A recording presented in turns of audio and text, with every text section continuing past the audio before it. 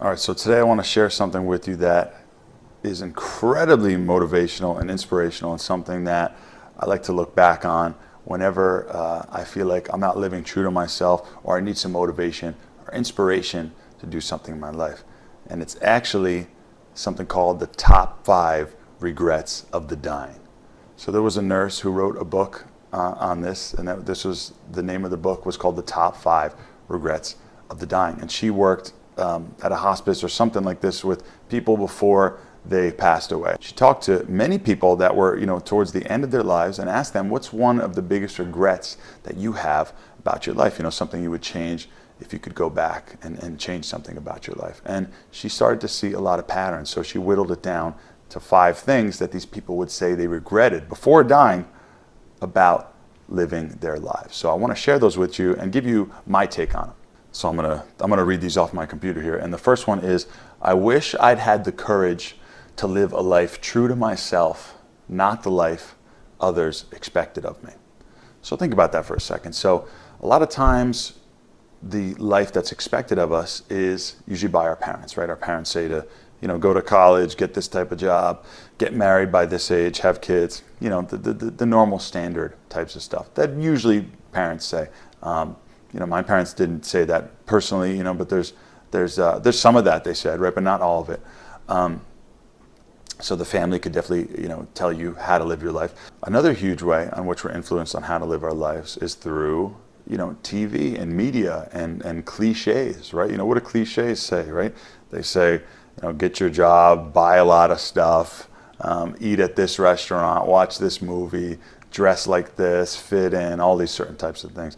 And now we're also seeing nowadays, really hugely, is we're being very much influenced by social media and other people. A lot of comparison is going on nowadays. So we'll see people, let's say on Instagram, for example, and everybody's always posting pictures. I'm guilty, I do it as well too, but people are always posting pictures of their vacations and these amazing places that I go to. I mean, they never eat normal food. They always eat out at 5-star restaurants, right? And they're always in a cool, amazing place. They're never filming themselves waking up or having a bad day, or not wearing makeup, or not living their best life, right? Everybody wants to film themselves and take pictures and document themselves living their best life. So what we do is start to compare ourselves to this thing and say, okay, well, I'm not cool unless I've been to Vegas before. I'm not cool unless I do a vacation here, or that's a cool hot spot. I should go to this hot spot, or someone's wearing this, or they dress this way. I should do that too. And there's nothing wrong with. I always tell people to change comparison to inspiration. There's nothing wrong with being inspired by other people, but when you feel like you're strongly compromising who you are to fit in to a certain ideal that someone else has laid out for you, you're not living a life true to yourself, and that's where this first regret fits in. The second regret of the dying was, I wish I hadn't worked so hard, okay? I don't think there's anything wrong with hard work, and I think anything worthwhile in life, especially if you have a long way to go, is going to require some work. But, oftentimes we could become slaves to our work and take our work home with us and think about it all day and be so consumed with these things that we're doing and forget to have some time for ourselves, or turn off the work switch, right? When you are done working, I know lots of friends, and I definitely have struggled with this from time to time as well too, is when we're done working and we go to hang out with friends or have some downtime, we can't turn off the work, right? You'll see people at the gym when it's their time to work out and take care of their body, and they're on their phone, maybe on a business call, or even taking emails or certain things like that, right? And it begins to influence all the other areas of your life.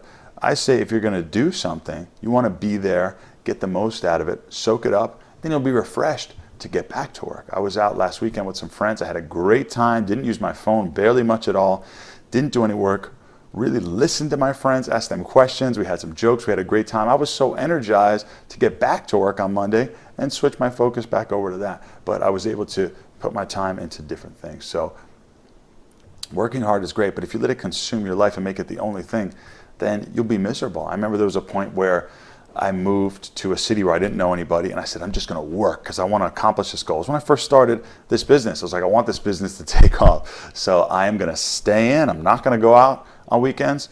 I'm I'm going to cook all my own food. I'm not going to do anything. I'm going to forget about all my hobbies. I'm just going to work, work on my website, work on my emails and the marketing and the content and all this stuff. And I just work. I'll tell you what, I worked myself into a depression after about a few days. And I continued to do this and beat myself up, work harder. I slept terribly.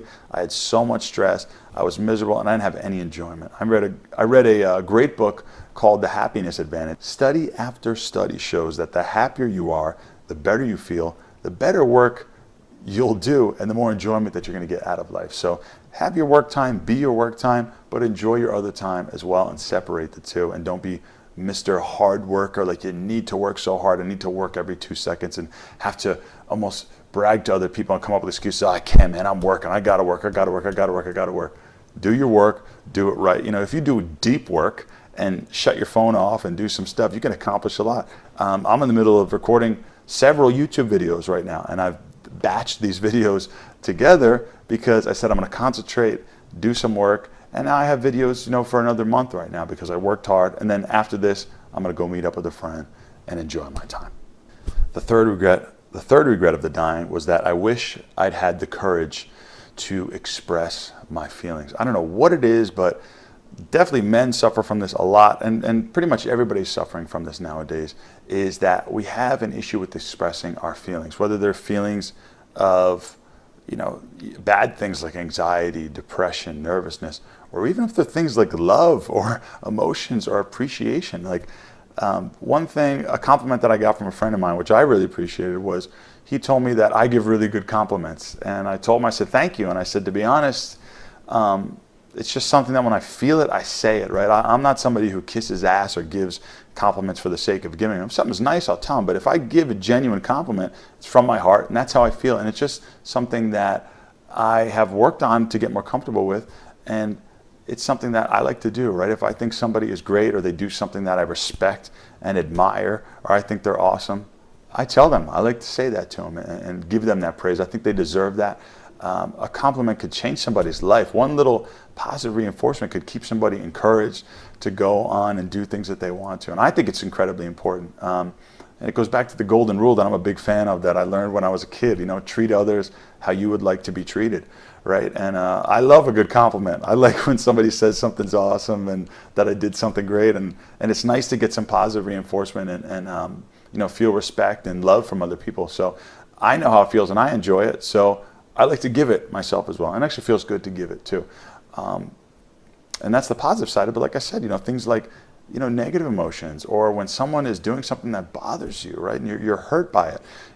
So many things can be solved just by having a conversation with somebody, okay? I had a talk with my friends the other day. There was some miscommunication. He was a little bit upset, and then we were having some text messaging going back and forth. I picked up the phone and I said, hey man, let's talk about this. Let's express, tell me how you feel. I'm gonna tell you how I feel on my side of the story. And within a few minutes, we came to an agreement. We saw each other's side, and it was completely squashed, and it was fine because we had that open communication and communicated, and expressed our feelings and emotions to each other. So it's something I would really encourage you to do. Don't wait till the end of your life to say, I never told that person how I felt about them, or I never told that person when I felt betrayed, or I felt they were taking advantage of me, or anything like that. Definitely be honest, be open, express your feelings to people, and people will respect the strength and the honesty and respect you for sharing how you feel. The fourth regret of the dying is I wish I'd stayed in touch with my friends. Now, like I said, I've known this list for a while, and I've taken these things. And these are actually, a lot of these are life philosophies for me now. So seeing something like this years ago when I first read this, I wish I stayed in touch with my friends. I have a list on my phone of some of my favorite friends that I've met, 20 or 30 or so people in my life. And I make sure every now and then just to reach out to them, see how they're doing, whether it's a text message or just saying happy birthday, or saying, hey man, how have you been? Or how's things in here? Or how is that job? Or how's things going with your girlfriend? Whatever it may be. Just a little ping to check in, to see how they're doing, and kind of just stay in touch with those people. And I'll tell you what, I have some awesome friendships. When I travel around, I'm able to meet up with these people, and it feels like we just left off where we were at last time. And I like to, really